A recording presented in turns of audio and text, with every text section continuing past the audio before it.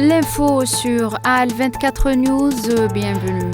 La compagnie aérienne nationale Air Algérie a annoncé hier dans un communiqué une réduction de 40% sur les tarifs des billets des vols internationaux vers l'Algérie au profit de la communauté nationale à l'étranger durant la période du 23 mars au 6 avril prochain en application de la décision approuvée par le président de la République algérienne Abdelmajid Tebboune lors de la réunion du Conseil des ministres présidée hier.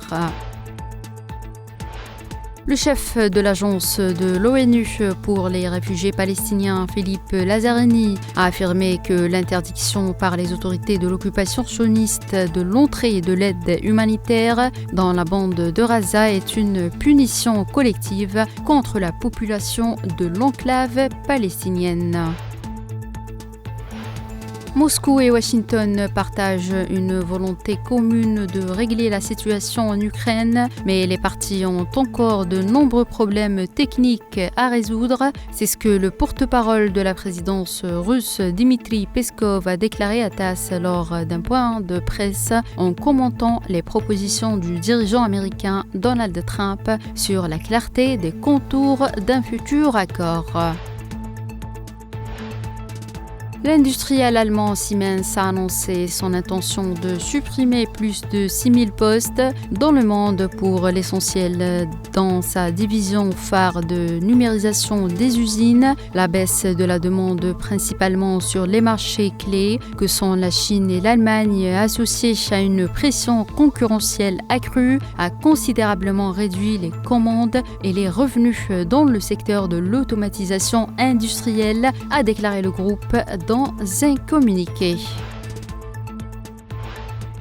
Le projet du Premier ministre britannique Keir Starmer de former une coalition de volontaires pour maintenir la paix en Ukraine suscite de vives critiques au Royaume-Uni, notamment au sein de l'armée. Selon The Telegraph, les responsables militaires le jugent irréaliste et mal préparé.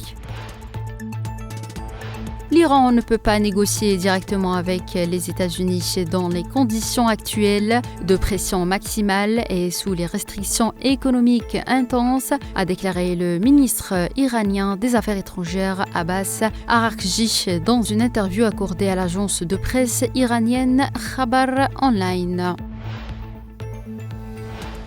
La Cour constitutionnelle sud-coréenne a rejeté lundi la motion de destitution contre le Premier ministre Han Duck-soo, qui redevient ainsi président par intérim en attendant de connaître le sort du titulaire Yoon Suk-yeol, visé par la même procédure, a indiqué l'agence Yonhap.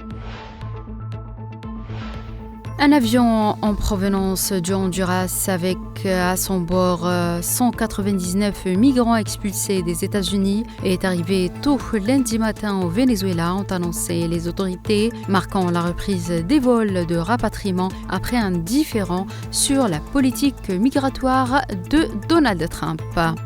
C'est la fin de cette édition, merci de l'avoir suivi.